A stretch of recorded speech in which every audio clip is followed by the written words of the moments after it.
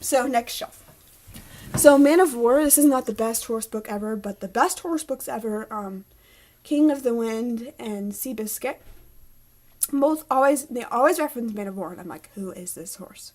Well, he's the racehorse of all time, right? So when I found a book on him, I'm like, okay, I'll read that and I'll learn about the horse. So I need to keep that one, even if it's not the best, because it's the best. The Book Thief. Mom so nicely did some whiteout for us because show a big passage of whiteout. Because I mean it's the best book ever, but it's so full of stuff. And then I love this style. This is Liesel's friend Max in the book makes her a book. I underlined so many things because this book is full of beauty and brokenness and it's wonder and war, and I am alliterating. This is a biography on C.S. Lewis I need to read soon. He's quite an amazing man. A Man Called Peter. This is actually written by Peter Marshall's wife, Catherine Marshall.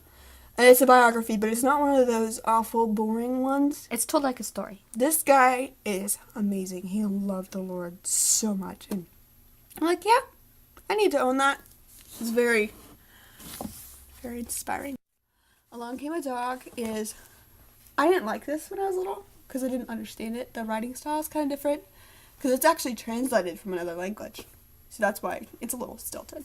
But I just recently read it to my youngest sister, and we both really enjoyed it. Okay, so another Rebecca Morris book. Yay! This one, and I actually read it aloud to the sister I'm videoing with right now. In like 2 days or something. It's crazy. We gobbled it up. But anyways, it is a great story of just an ordinary family serving God, and has some great mystery. So it ends up being really good. Okay, these are all messy. These two books are, I don't know if anyone's read like Encyclopedia Brown or something, but where they give you a clue and you're supposed to figure it out. Well, these are the biblical version of them. The kid uses the Bible to kind of help them solve mysteries. So I think I got the first one. My parents bought it for me at a homeschool convention, and that was so much fun when I was really little. And then did I buy this? I think they might have got me the other one too, but this is the Castleberry Farm Mysteries. They're written by homeschooling parents that wanted good things for their kids to read, and they're really fun mysteries. They're kind of they're very, what would you say? They're very ordinary and just like everyday life. Yeah, it's just two brothers that have a detective agency together. Yep, and they solve, most of the ones they solve are around their farm. We like this one the best because it's... Because it's yellow. It has to do with some old letters that they have, like in their attic or something, and they're trying to figure out the mystery of something that happened in the past, where they can't go visit it, they have to figure it out from the letters. So that's really cool. Let's see, what is this? Oh yes, look, another Rebecca Morris book. She sent this to me for Christmas. I didn't even know it had been published. And she just sent me a copy in the mail, and I was like, because I had been telling her, I'm like, I don't read very many books with Christmas in them. I need some Christmas books. And she sent me one, so she's cool. This is Through the Tunnel. That has Christmas in it, too. Another one of her books. And this one is kind of cool, because it's about this girl and her twin brother, and they're in foster care. So that one's just really good. This one has a fun story behind it. I actually haven't read the whole thing yet, but I read most of it while I was doing transcription because I have a very young friend at church. She loves to write stories, and she wanted to make a book of them for her family for Christmas. And I offered to type them into the computer for her, so she sent me all her handwritten stories. And then a few months later, she decided to make it into a book and sell them at our local homeschool convention. So she gave me a copy, and I was like, oh, that is so sweet. So I'm looking forward to... There's one story in there I haven't read. I'm looking forward to reading that. This one has a great story. So Perry Kirkpatrick, my oldest sister, she's written books, but that are published. But this is a very early version, right? She wrote me 3 short stories for Christmas. We were snowed in. Really Yeah, we bad. were snowed in. We're actually living with friends for 9 days over Christmas, but so this was one of my gifts. And so we actually, after I read it, we passed it all around. Like all my siblings read it, and then all my friends read it. We probably read it a second time because we were snowed in. It's probably the best loved book, but it has some really cute, fun stories in it. And so that's a special thing. This is her first book with the old cover. Yes, she has updated them. And those are actually the friends. Yeah, those are the that we were friends. snowed in with. And another friend who got to be on there twice as twins. But anyways, I like having the oldest one where she's still Perry Kirkpatrick, Perry Willis, and oh, look who wrote this book. Huh. Yep, she's pretty proud of herself. Over the best. These are some ones I think I got. Yeah, I got birthday money and I bought them at the Christian bookstore. They're little short, Jenna Oki, like, she took parables and retold them as animals. I don't remember which this one is, but this is like the prodigal son and he's the prodigal pig. That's cute. I really love the story of Pilgrim's Progress, but when I was younger, though, the big one was too much Middle English and it was too scary. So, I got Little Pilgrim's Progress, which is amazing. Adventures in Adversity is my first ever Sarah Holmwood book. Not to be the last, I don't know, I've read like 5 of hers or something. I need to read more too. You have them all on Kindle though, instead of paperback. I know, it's awful. Sad. My Kindle, speaking of my Kindle is where I get all those free books, all my Hope and Legends of Light books, all my beta reading books. So it is pretty full, and we won't be doing that today, but maybe sometime. So yeah, this is my first book that I've read by her. I got it at the same convention I got the 2 Triple Creek Ranch books. And it feels like so much like real medieval that this is my speculative fiction here, that I almost put it in medieval times, but it's set in a fictional world. So, but yeah, it's pretty amazing. This is the best fairy tale ever. Beauty and the Beast. She did a good job, Robin McKinley. She did a good job just keeping it Sweet. beautiful and sweet. This is the Black Star Kingston. I love it. Okay, so you might think it's funny that it's like these amazing heroic rabbits, but this book is so action-packed and scary in some places, actually. Yeah. You forget the rabbits. So it's actually kind of a prequel to this book.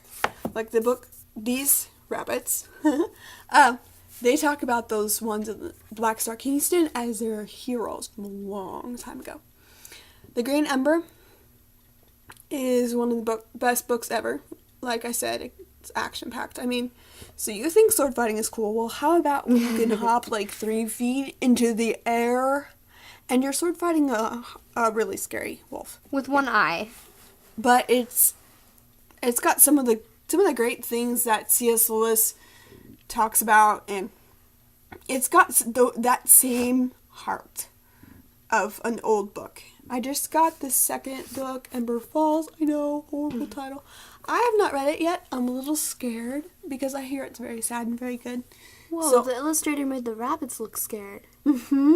Wow, that's skilled. That is amazing. So I need to read that one next. Okay. Peter Pan. This is the best book ever. I think I've said that about all the other ones on here, but you get my point. If you have not read this, goodbye. Turn off the video. Go read this because you have to. It has the witty, hilarious British thing going for it that like Winnie the Pooh and Sherlock Holmes does. It has so much satire and so funny. I mean, you know, Wendy is being the mother of all the Lost Boys, and she tells them, because they are terrible at the table, she tells them something like, she's like, raise your hand and say, I complain of so-and-so instead of hitting them.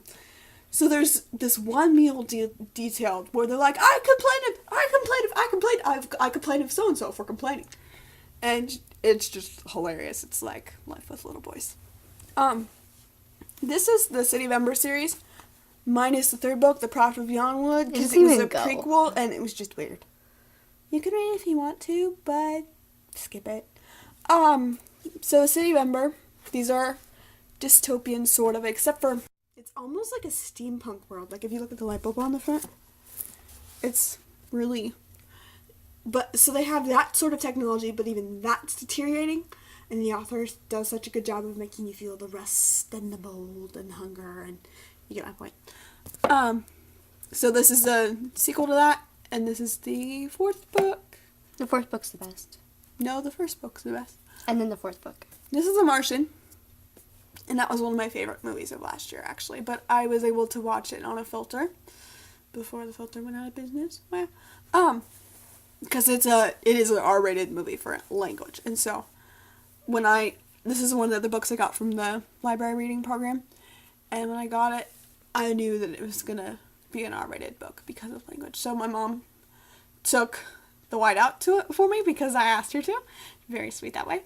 And she made it nice and beautiful for me, so I want to read that. Hitchhiker's Guide to the Galaxy, and The Restaurant at the End of the Universe. I have 3 more that need their white out. These are the funniest books in the world, though. The weirdest covers, too. I don't have a very good set. I have so many hilarious things underlined. Like one time their spaceship is going down, and one of the guys tells someone else, he's like, go see if there's any escape capsules. And he comes back, he's like, there aren't any. He goes, did you count them? He says, twice. It's like, wait, how do you count something that isn't there twice?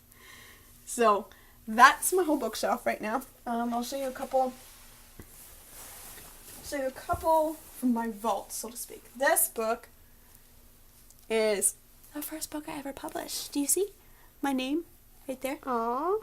And my oldest sister Perry helped me sew it. I made a dust jacket we were Vault using. is showing in the background. It's a laundry basket. I will put it somewhere, I promise. We're still moving things around in the house. It's called Ruby's Quilt, and we were using an book called Written and Illustrated to kind of guide us through doing this. So we sewed the pages together, drew illustrations. Don't you just love my writing style? Filled it up with typos and a sweet story. And baked potatoes. Had Mom write a review for it in our pretend library and our pretend newspaper we ran at the time, all for just our family. So yeah, I'm keeping that one. It's pretty special. This one is Audrey Bunny. It's illustrated by Breezy Bookshire. It's a story by Angie Smith. There's a really sweet story about that. You should look up Angie Smith, Audrey Bunny, like the story behind Audrey Bunny, and read it. And you will bawl, I promise. But it's kind of an allegory of God's love for us. Hang on, I can't turn pages. Told through the story of a girl's love for her bunny, but also Breezy Bookshire just did a great job with the pictures. It is one of the best books ever.